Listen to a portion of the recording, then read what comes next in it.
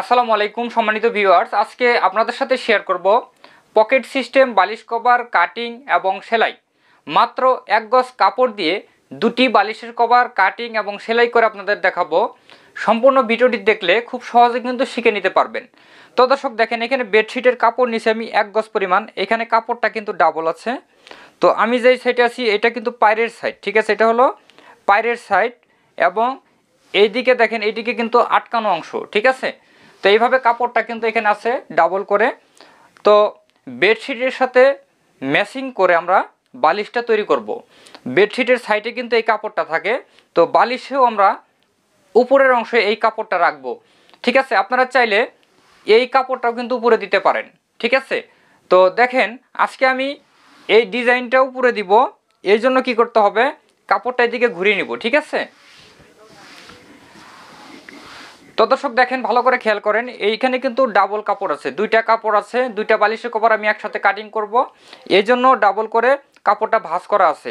তো এই দিকে আমাদের একটা ভাঁজ দিতে হবে। সর্বপ্রথম আমাদের কি করতে হবে, ছোট অংশটা অর্থাৎ ভিতরের যে অংশটা এটা কিন্তু আমাদের আগে কাটিং করতে হবে। এই জন্য দেখেন এদিকে আমি একটা ভাঁজ দিয়ে নিব। তো দর্শক দেখেন এদিকে ভাঁজটা আমি 9 ইঞ্চিতে দিয়ে নিছি, ঠিক আছে। এখানে ভাঁজটা 9 ইঞ্চিতে আপনারা দিয়ে নেবেন।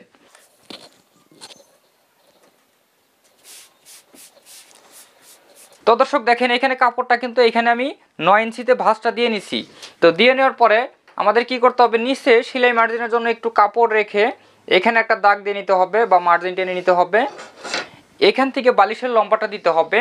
বালিশের লম্বাটা যদি হয় আপনার ছোট তাহলে দিবেন 21 থেকে 22 ইঞ্চি, যদি মিডিয়াম হয় 23 ইঞ্চি দেবেন, আর যদি একটু বড় হয় তখন আপনারা 24 ইঞ্চি দিয়ে নেবেন।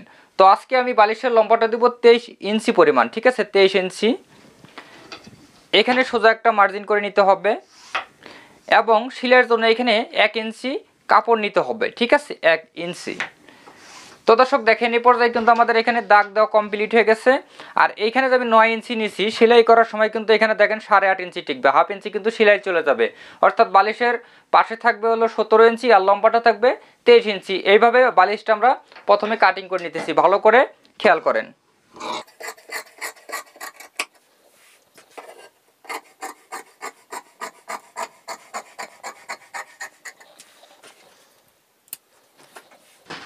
তো দর্শক দেখেন এখানে ছোট অংশ কাটিং করছি, এখানে কিন্তু জয়েন্ট আছে একটা পার্ট, এটা আমাদের কাটিং করে নিতে হবে।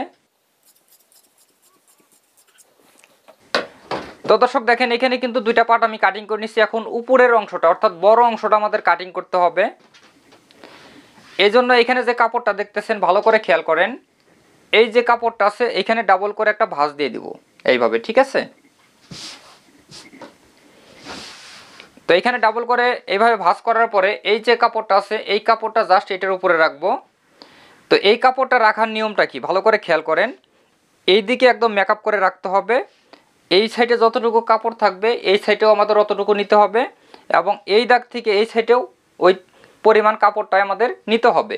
তো ভালো করে খেয়াল করেন, এই দিকে আছে কত ইঞ্চি, এদিকে আছে 2.25 ইঞ্চি, এইখান থেকে আমাদের 2.25 ইঞ্চি নিতে হবে।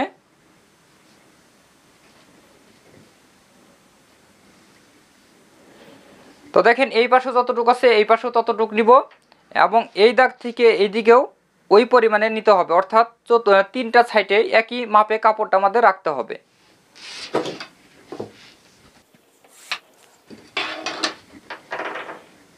এটা এরকম থাকবে, ঠিক আছে। তো এই সাইডে যতটুক এই সাইডে অতটুক এবং এই সাইডেও ওই পরিমাণে কাপড় আমরা নিয়ে নিব। নেওয়ার পরে এই দাগ অনুযায়ী প্রথমে কাটিংটা করে নিব।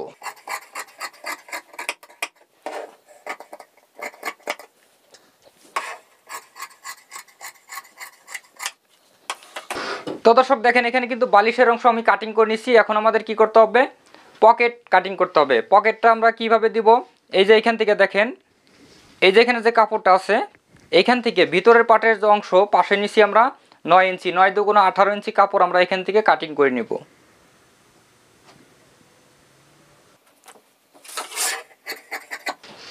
তো এই দুইটা দিয়ে আমরা পকেট তৈরি করে নিব। ভালো করে খেয়াল করেন আমি কিভাবে সেলাই করা লাগে এটা আপনাদের দেখিয়ে দিতেছি, তাহলে খুব সহজে বুঝতে পারবেন। তো চলুন সেলাই করে দেখাই। তো এখন আমি সেলাই করে দেখো, ভালো করে খেয়াল করেন, যেহেতু এখানে দুইটা বালিশের কভার আছে তো এখান থেকে একটা করে পার্ট আমরা প্রথমে সরিয়ে রাখবো, ঠিক আছে।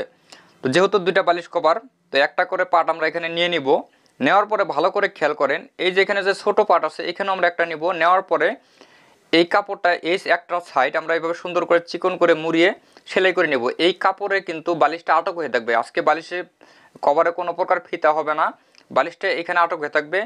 তো এই সিস্টেমে আমরা সেলাইটা দিয়ে নিলাম।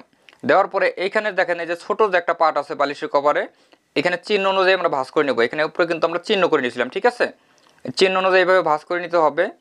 নেওয়ার পরে এখানে আরেকটা মোড়ানো দিয়ে সুন্দর করে সেলাইটা কিন্তু আমাদের দিতে হবে। 1 ইঞ্চি চওড়া করে আমরা এখানে সেলাইটা দিয়ে নিতেছি। তো দেখেন এই পর্যায়ে কিন্তু আমাদের সেলাইটা দেওয়া কমপ্লিট হয়ে গেল। এই পর্যায়ে আমাদের কি করতে হবে, এটার উপরে একদম মাথায় মাথায় একটা সেলাই আমরা দিয়ে নিব, দেখতে ভালো দেখা যাবে এই জন্য, ঠিক আছে? তো এই পর্যায়ে দেখেন এখানে সেলাইটা দেওয়া আমাদের হয়ে গেছে। এখন আমাদের কি করতে হবে, এই যে ছোটো কাপড়টা যে আমরা প্রথমে সেলাই করে নিলাম, সেলাইয়ের কাপড়টা নিচে রাখতে হবে, উপরে এইভাবে ধরে 1 ইঞ্চি কাপড় রেখে আমাদের এই সাইডটা জয়েন করে নিতে হবে। আপনারা যারা নতুন এই নিয়মে সেলাই করবেন তাহলে আপনাদের জন্য সহজ হবে, ঠিক আছে? তো এইভাবে রেখে এই সাইডটা আমরা আটকিয়ে দিব সুন্দর করে। তো এটা আটকে দেওয়ার পরে এখন আমাদের কি করতে হবে, ভালো করে খেয়াল করেন। এখন আমাদের এই যে বড় অংশটা অর্থাৎ উপরের যে পার্ট আছে এই পার্টটা আমরা সুন্দর করে এইভাবে উল্টা পাশে করে এখানে বসিয়ে নেব। নেওয়ার পরে এটা কিন্তু পায়ের সাইড, তো পায়ের সাইড বাদ দিয়ে যে সাইডগুলো আছে এখানে আমরা এইভাবে মুড়িয়ে ভাঁজ করে নিব। আপনারা এইভাবে মুড়িয়ে সুন্দর করে ভাঁজ করে নেবেন, ঠিক আছে? তো এইভাবে ভাঁজটা হয়ে গেলে আপনারা কি করবেন, ভাঁজটা হয়ে গেলে আপনারা কি করবেন আমি আপনাদের খুব সহজে কিন্তু দেখিয়ে দিতেছি, ঠিক আছে? এই কাপড়টা এইভাবে সুন্দর করে রাখার পরে এই যে কাপড়টা আছে এটা জাস্ট এটার উপরে সমান করে রাখতে হবে। চতুর সাইড খেয়াল রাখতে হবে, চতুর সাইডে যেন একই মাপ থাকে, এখানে যেন কম বেশি না হয়। কম বেশি হলে কিন্তু বালিশটা দেখতে ভালো লাগবে না। তো এইভাবে সুন্দর করে আমাদের এই কাপড়ের উপরে সুন্দর করে মিল করে বসিয়ে দিতে হবে, ঠিক আছে? বসিয়ে নেওয়ার পরে এই কাপড়টা এদিকে ঘুরিয়ে নিয়ে আমাদের সেলাই দিতে হবে। ওই যে নিচের যে কাপড়টা দেখা যাচ্ছে দেখেন এই যে কাপড়টা আছে এইভাবে সেলাই করতে হবে।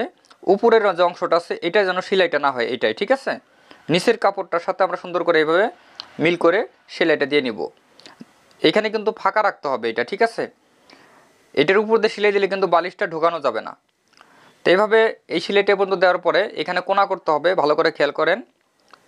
এইদিকে একটা ভাঁজ দিয়ে নেব এইভাবে, এবং আর একটা ভাঁজ এদিকে দিয়ে এটা কোনা করে নেব আমরা, ঠিক আছে? তো এইদিকে আনার পরে সেলাইটা ঘুরিয়ে আবারও এইদিকে আনতে হবে, আনার পরে এই সাইডটা আমরা সেলাই করে নেব। তো এইভাবে দেখেন আমি সম্পূর্ণটা কিন্তু সেলাই করে নিতেছি। তো কোনাগুলো আপনারা খুব সুন্দর করে দেওয়ার চেষ্টা করবেন, আমি যেভাবে দিতেছি ভালো করে খেয়াল করেন। তো এই যে কোনাটা আমি তৈরি করবো এখন ভালো করে খেয়াল করেন, এদিকে একটা ভাঁজ দিতে হবে এবং এদিকে একটা ভাঁজ দিয়ে কোনা করতে হবে, ঠিক আছে? এভাবে এই পর্যায়ে সেলাইটা এইভাবে আনতে হবে, এখানে আনার পরে এইদিকে সেলাইটা দিতে হবে। তো দেখেন এ পর্যায়ে কিন্তু আমাদের দুইটা কোনা কিন্তু কমপ্লিট হয়ে গেছে। এই পর্যায়ে আমাদের এখানে আরেকটা কোনা করতে হবে, এদিকে একটা ভাঁজ দিব, এদিকে একটা ভাঁজ এবং এই পাশে ভাঁজ দিয়ে কোনা তৈরি করে নেব। তো দেখেন এ পর্যায়ে কিন্তু এখানে সুন্দর করে সেলাইটা আমি দিয়ে নিলাম। এ পর্যায়ে কী করতে হবে, এই সাইডটা সেলাই করতে হবে, ঠিক আছে? তো 3টা কোনা আমাদের কমপ্লিট হয়ে গেছে। তো আরেকটা কোনা আছে, এই কোনাটা আপনারা কিভাবে মিল করবেন ভালো করে খেয়াল করেন, তাহলে খুব সহজে কিন্তু বুঝতে পারবেন। সুন্দর করে মিল করে আমাদের এই সেলাইটা কিন্তু সোজা করে দেওয়ার চেষ্টা করতে হবে। তাই এই পর্যায়ে দেখেন এখানে কিন্তু আমাদের এদিকে সুন্দর করে এইভাবে ভাঁজ করে নেবেন, ঠিক আছে? ভাঁজ করে নেওয়ার পরে এদিকে একটা ভাঁজ দিয়ে নেবেন, দেওয়ার পরে এই কোনাটা সুন্দর করে ভিতর দিকে দিয়ে দিবেন এইভাবে, ঠিক আছে? তাহলে কিন্তু হয়ে যাবে। তো দর্শক দেখেন একদম সহজে কিন্তু আপনাদের বুঝাইলাম। এটা কিন্তু বালিশ আমাদের তৈরি হয়ে গেল। এটা কিন্তু বালিশের কভার, এটা হলো পকেট, এখানে বালিশটা আটক হবে, ঠিক আছে? তো এইভাবে আপনারা বালিশ কভার আরেকটা যে আছে এটা আপনারা একই নিয়মে তৈরি করে নেবেন। তো ভিডিওটি শেষ পর্যন্ত দেখার পর যদি ভালো লাগে লাইক কমেন্ট শেয়ার করতে ভুলবেন না। দেখা হবে পরবর্তী ভিডিওতে, আজকের মতো পর্যন্তই, আল্লাহ হাফেজ।